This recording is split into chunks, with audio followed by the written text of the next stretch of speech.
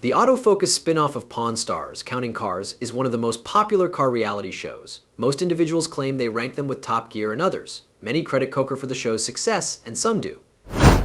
Danny's success as a businessman, club owner, and lead singer of a famous band isn't surprising. Danny looks like a good role model. However, his legal issues have made people distrust his judgment and realize they don't know much about him. Read Danny's tale. Many followers across watched Counting Cars because they liked cars and adorning them. Danny was famed in auto modification because he used his years of experience and cutting-edge technology to elevate things. After the show finished in 2021, car industry rumors circulated concerning the main character's personal issues. Fans were confused. Thus we start with truth. January 5th, 1964, saw the birth of Daniel Nicholas Koker in Cleveland, Ohio. His father and other family members worked at Ford, thus he grew up among classic and other cars. Since several of your family members work in the auto industry, Danny's interest in cars grew while playing with his toys. Danny was also a great singer. His dad played music. For Cathedral Quartet, he sang baritone and played keyboard. He also performed with the Oak Ridge Boys, C.L. Franklin, Mahalia Jackson, and the Foggy River Boys. The Koker family singers, which included Danny, his mother, and his siblings, were led by his dad. So it wasn't surprising that Danny, like his father, played Carnegie Hall at 11. Even as his love for music grew, his dad observed he was becoming more interested in vehicles. He then gifted Danny a cruiser. Danny needed this spark to rekindle his car interest. He customized and restored his motorcycle, his life's effort. Valley High School taught him shop and car mechanics. However, he said he learned a lot outside of school. He accused me of merely attending high school. This concludes your basic shop and car class. After that, just disassemble something to learn how it works. Next, figure out how to reassemble it. The child watched his dad change engines on antique autos for hours. He'd learned from car experts and competent workers. He studied car parts and their functions by disassembling them. This hands-on learning method helped him stand out in the car business. He enjoyed this. He knew what he wanted to do for a living by high school. Traditionally, he never graduated high school. He chose Nevada University. Danny's dad owned Channel 33 in Las Vegas when he was in school. It aired vintage movies, comedy, plays, and Christian religious shows. After obtaining the station, it focused on local content. Even scary B movies like Saturday Fright at the Movies were shown. Dan's huge role as Count Coolrider in this film garnered attention. December 18, 1997, their family sold Channel 33 to Montecito Broadcasting Corporation. The deal closed February 3, 1998, but Danny ceased acting long before that sale. He picked the motor sector to showcase his car restoration and customization skills. His first car, a 1979 Camaro Z28, influenced his decision. From front to back, he transformed the car into a street-style Can-Am race car. After a successful job, he felt confident enough to showcase his talent. He opened Count's Tattoo. He found his tattoo and automobile paradise here. Tattoo and automobile aficionados instantly embraced the firm, but Danny had greater aspirations. Count's Customs in Nevada fulfilled his dream of customizing and fixing cars. This new business gained famous swiftly in the early 2000s. People came to Count's Customs for quality car repairs. Interesting that famous people took their cars to the business for repairs since it did well. Pawn Stars Rick Harrison visited the shop after seeing this straightforward ID. Harrison regularly visited Danny for car estimates on ancient power cars. Rick was astounded by Danny's car knowledge every time he came around. Rick soon hired Danny as a Pawn Stars automobile appraiser. This allowed Danny to demonstrate his intelligence and understanding to millions of TV viewers. However, it did more. The first season of Rick Harrison's Pawn Star on the History Channel was a hit with millions of viewers. Fans demanded more. The creators made spin-offs for enthusiasts in other fields. The auto sector had potential. The makers realized they had all they needed shortly. It was outlined. This professional maintained a bustling shop and wasn't afraid of the camera. The first Counting Cars episode aired on August 13, 2012. The third Pawn Stars spin-off was filmed in Vegas. It depicted Danny's shop, Count's Customs' daily operations. This showed that no dream was too large or far-fetched. Danny Koker loved cars and wanted to improve them as a child. He pursued his dream till he succeeded, even though he didn't know how. He died in 2008, but his father would have been proud. Rick brought a 1968 Bullitt Mustang on the first episode. This classic Mustang fastback arrived in bad condition, but Rick insisted on turning it into a Bullitt-style car on a budget. Danny and his colleagues worked hard despite their limited funds, and the result was magnificent. That's why Season 1 has 13 shows.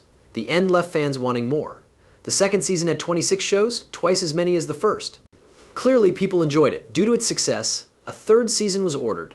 In one episode, Danny and his team counted the garage automobiles. They estimated 1,500 cars in the storage after viewing antique muscle cars, motorbikes, and new sports cars. This accomplishment promoted the Counting Cars show on social media and in news headlines. Danny was famous in Vegas before counting cars. He was now renowned nationwide as the glow-in-the-dark automobile guy with a beard. He was the leading custom car expert, therefore many asked him about customizing their cars and bikes. His reputation as a car customizer and restorer owing to the exhibition led to his appointment as director soon after the show concluded. Famous actors soon approached him. Danny was requested to design Ozzy Osbourne a difficult chopper. Other stars were Alice Cooper, Tommy Lee, Dee Snider, George Lynch, and Judas Priest. Everyone got Danny's smarts, as desired. Danny became renowned via connecting with Hollywood stars. He was invited to auto shows, parties, and more TV shows. Tourists and vehicle aficionados from around the world visited Count's Customs, one of the city's busiest spots. He also obtained unexpected TV business deals. The money Danny made was great. Remember his other ventures? They were successful before he became renowned and have improved his finances. Now was not the time to rest. Danny transformed Rock Bar and Grill by Count into one of his most successful businesses. He founded the unique Las Vegas club Count's Vamped, which blends gothic decor with motorcycle culture and rock music. His club, Count's Vamped, helped preserve his music. Danny, who loved retro style and rock music, made the club's ambience unique and pleasant, making it popular with residents and visitors. Funny how Danny became a singer. The weekly jam night guitarist discovered that his employer Danny sang as a kid. Danny was invited to sing on stage by the guitarist. The club operated this way. Many others were asked to sing at various periods. Danny was joined on stage by unexpected folks one night as he sang. Danny asked the group to stay afterward because they played well. He stated it felt genuine. Very good. We got along well. After that night, we discussed how amazing the club patio felt. We figured, why not meet at the next jam night? Get together and practice some songs. Our jam night became more intriguing after that. Danny's band, Count 77, evolved from this group. Dan replied, "We're practicing all the time," when asked about the band's formation. We formed our own band after that. This was a natural growth from a group of males about the same age. We shared childhood music tastes. Our favorite music is significant to us. It really happened that way. Count 77 soon began covering bigger bands and performing at the club. Danny found it simpler to play with his band as Counting Cars gained popularity. The band released their debut album. Famous tunes include Summer of '77. Blues Rock Review named them one of 2014's best 20 albums. I can't say that I have a real objective for this, Danny stated when asked the band's goal. I just want it to continue and be the best it can be. Never content. Neither is anyone else in the band. Which is wonderful. I don't know the goal for us, but I can say that all 6 of us are really dedicated to our band. The 6 of us are committed to working hard. Danny's work success made it seem like his relationship was failing. However, that wasn't true. One of his biggest investments was his longtime marriage to talented musician and businesswoman Koker. His relationship with Corey began years before his success. Both liked vehicles and rock roll. Corey was significantly involved in operating Count's Vamped, as well as Count 77 and Count's Traditions. The background force that keeps things running smoothly is her. While avoiding public scrutiny in their personal life, the couple has maintained successful jobs. Even though they tried, rumors spread. Danny's busy schedule reportedly stressed their marriage. Fans felt the couple's corporate empire would implode if they split. The pair kept their private business private rather than confront these rumors.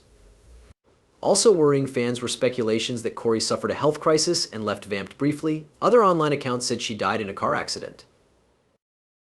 Despite these unverified details, supporters supported Corey and expressed their gratitude for the couple's contributions to Las Vegas and beyond. After returning to work, Count's Vamped employees were delighted to see her. Rumors aside, one thing is certain. Despite fame and business, the couple remains close. Danny often thanks his wife for understanding his career and passions. Danny was unstoppable with the family safe. Fame and wealth brought challenges. One legal issue changed everything and revealed Danny's long-hidden terrible secret. Due to his business, he expected periodic legal issues. In 2014, a couple sued Koker's firm for modifying their 1967 Ford Mustang so it would show on TV soon after Counting Automobiles began. The $50,000 complaint stated that the pair requested a refund because no work had begun on the car and it was not the model they wanted. The case resolved soon after. It wasn't bad enough to have Koker jailed or arrested. His next legal issue came 3 years later when a former Count's Custom employee was sued for $75,000 for receiving controlled drugs payments from Danny's company. Danny received a 30-day sentence for owning the drugs after an inquiry. Fans were startled by the arrest. It was shocking when Danny Koker became addicted to drugs. Many looked up to him. Due to his coolness and love of cars, several became car enthusiasts. These incidents were predicted to hurt his business and career. The future of counting automobiles and customs worried many fans. After some time in jail, Danny committed to recovery with the same fortitude and determination he had showed in business and reality TV.